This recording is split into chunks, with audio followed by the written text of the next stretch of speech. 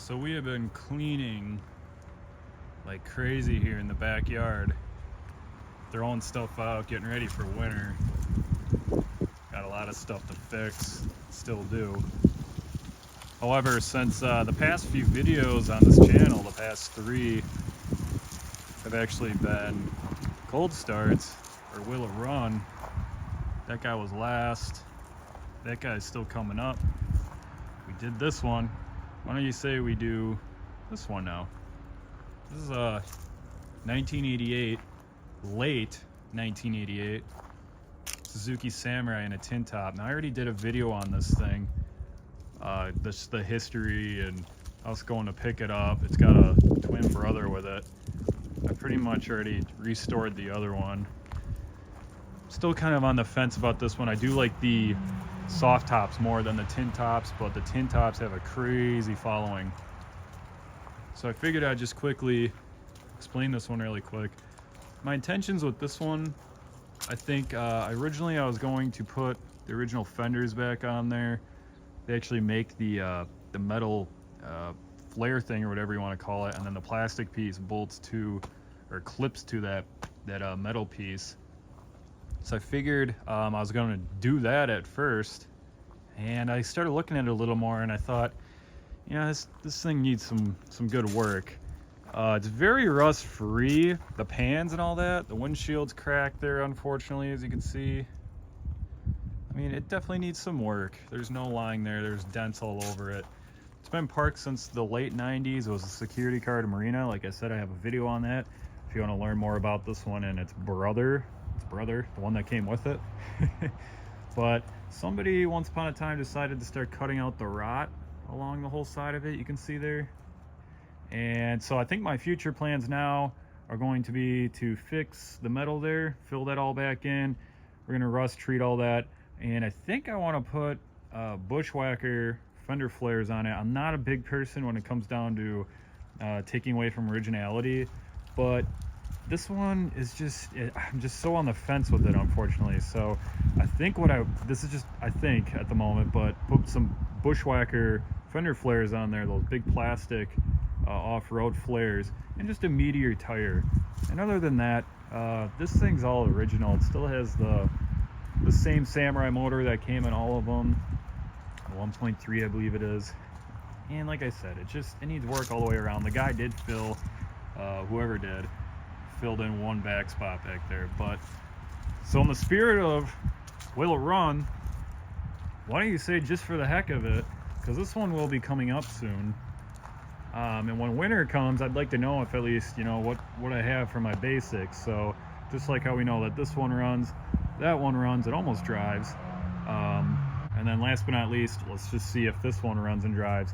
The last Bronco is coming up soon. I'm just waiting for a few parts, and then we can do a video on that one. But today let's focus on this one. We got some sunlight left. Let's have some fun. Let's see if this thing's gonna run. For some reason, the ball joints are pulled out of them and the tie rod ends. Somebody went underneath there, really weird. Disconnected a bunch of stuff. All the brakes are missing, and they took out the drive shaft when they towed it, I believe. So I'm sure it would drive, but we're just gonna see if it runs today. So stay tuned, and let's set you up and let's check out the ranch. All right, let's pop this bad boy open. Check out the bulldog on there. It's pretty cool. See what kind of surprises are hidden under here. Oh wow, those hinges are really stiff. Wow, thing might hold itself up. No surprises though, so that's good. Real little baby motor, huh? Check that out. Now, just like the Toyota, if you haven't seen that video, I'll leave a little tag thing, if you want to call it that, and just show you what we did. We just hooked up a gas tank to the original fuel pump to see if it was going to run. We're going to do the exact same thing on this thing. I think this carburetor is going to go too. I've had no luck with these carburetors, and I like to go with the Toyota 3K. There's a guy that actually makes a kit for it.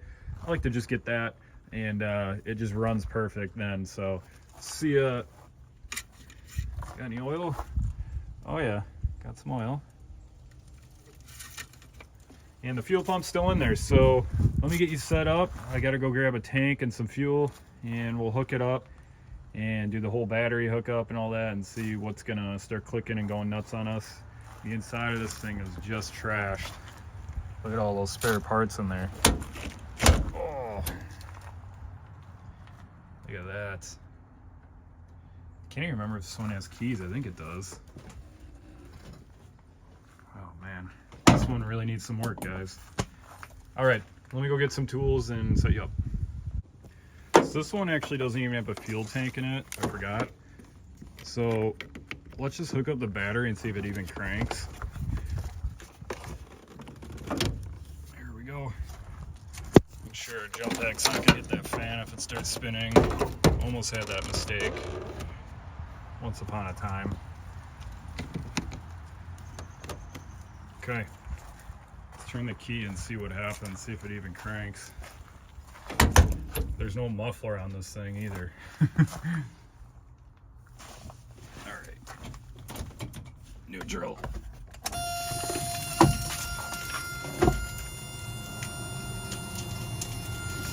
All right, so the fan's on.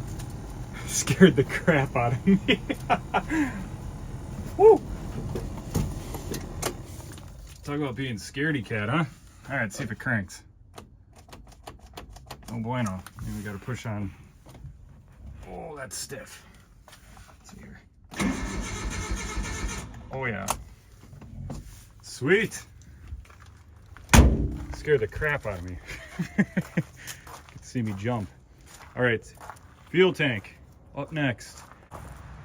So I'm filling up the little test tank that I use pretty much for all these startups. And I'm thinking to myself, gosh, I just always am making a mess every time I fill this thing up.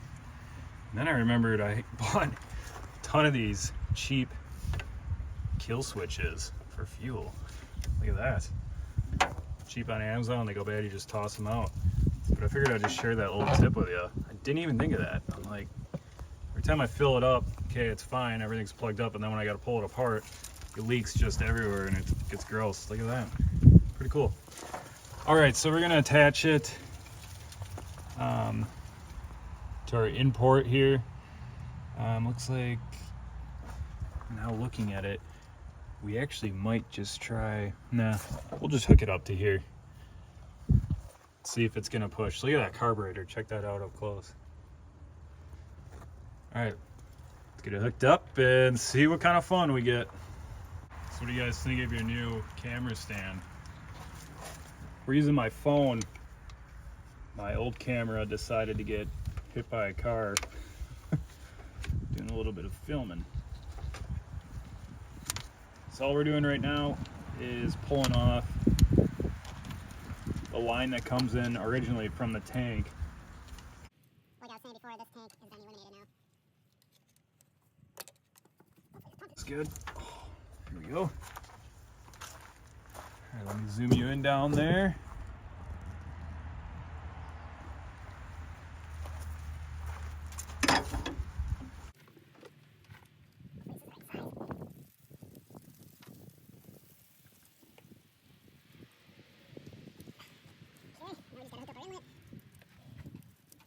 All right, so none of the fuel system's been cleaned. Nothing. Nothing's been touched. It's got to be higher than the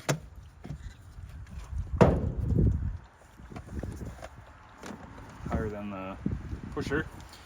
So last time I used some starting fluid. This time we're just gonna crank it and see what happens. I'm gonna turn on our fuel here. There it goes. See if that's leaking back there. Looks good. All right, let's crank it over and see what we get.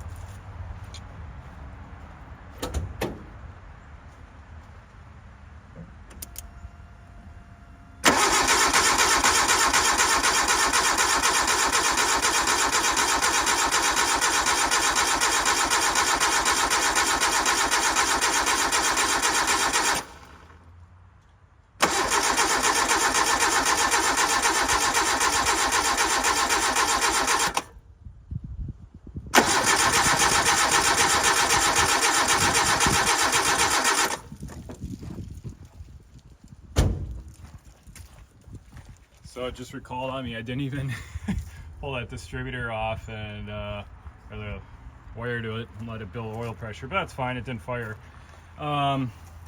Let's see if we're getting fuel up here.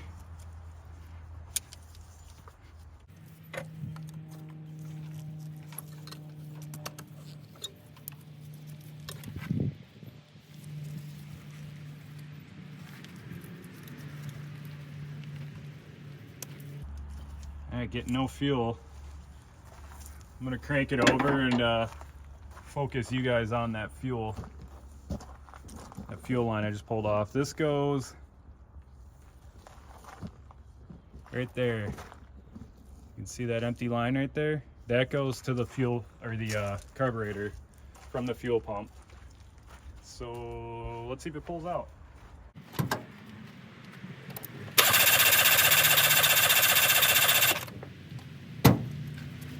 Nothing. All right, we're gonna do the old school way. We're gonna hook the line right up to the carburetor. Alright. Oh wow, that's a little too big there.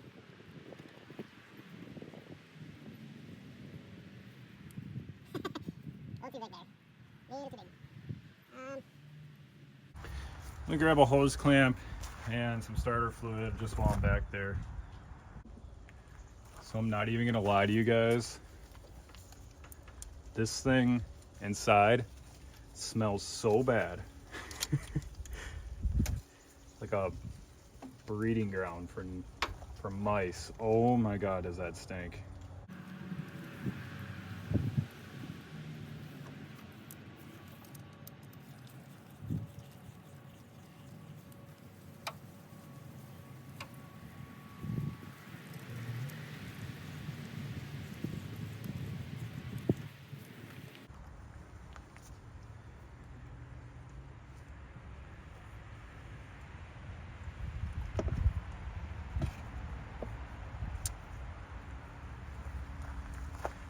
More than likely gonna drip, but let's see if it fires up. Let me do this, let it work its way into there. If not, I brought some starting fluid with, we'll just see if it starts up via that.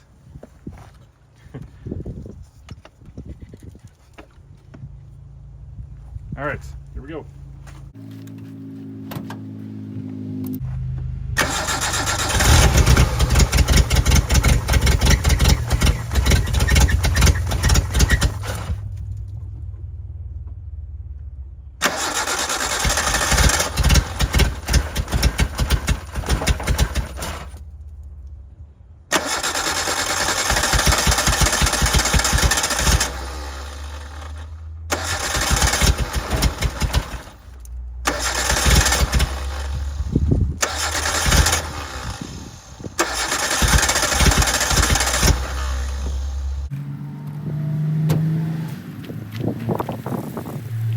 Thinking if I could hang this up, or at least get it higher, might pull fuel a little better. It's gravity feed it. I just don't know if it's hot. Pretty cool, it starts up though, huh?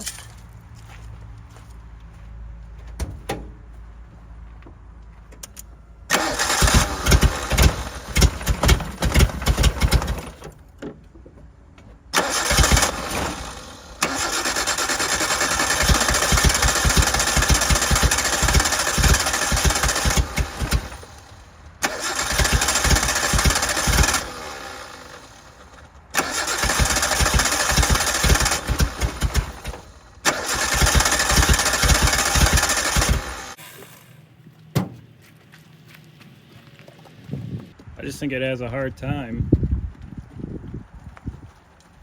getting fuel into it.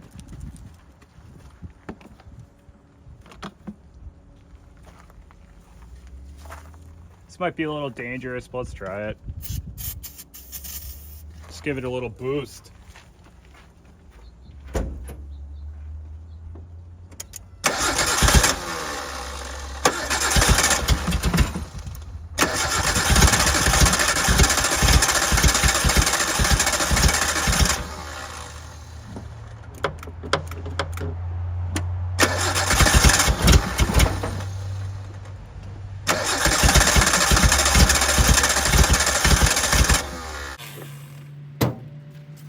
trying to give it gas at the same time, but I honestly think it makes it worse.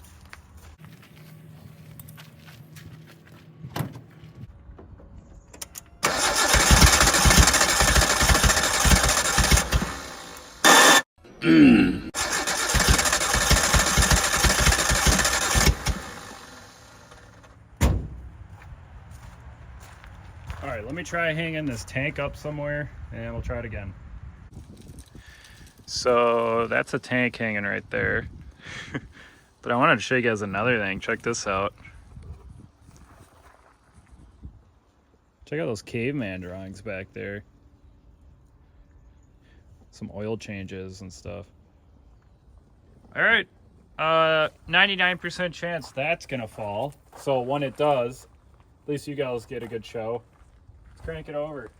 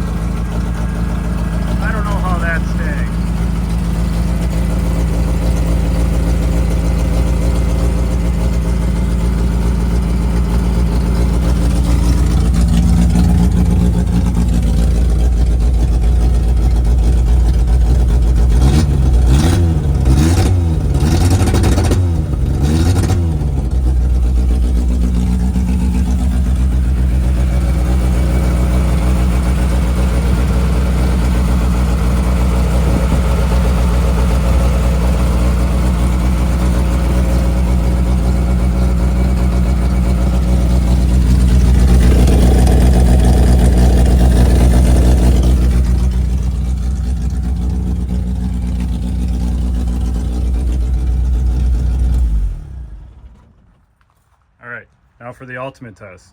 Will it fire back up? Ready?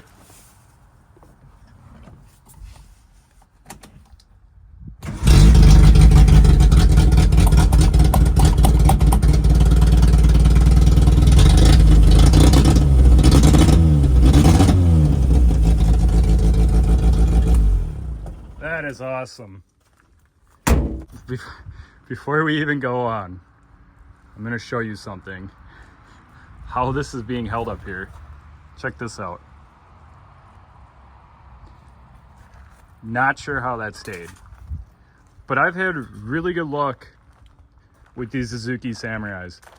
The first one I ever bought, it had been sitting for such a long time that it was basically rotted into the ground. We actually drove it out of the grave. It was sitting there for at least since, like, I think as the guy said, 94 or something. Now granted, he claimed that his father did start it up every year until he passed, which had been 2 years prior. So technically, I guess it's only been sitting non-running for 2 years, but sitting in the same spot since about the 90s. I'll link that video up top as well. Anyhow, I've had really good luck with these Samurais. I drove that one out.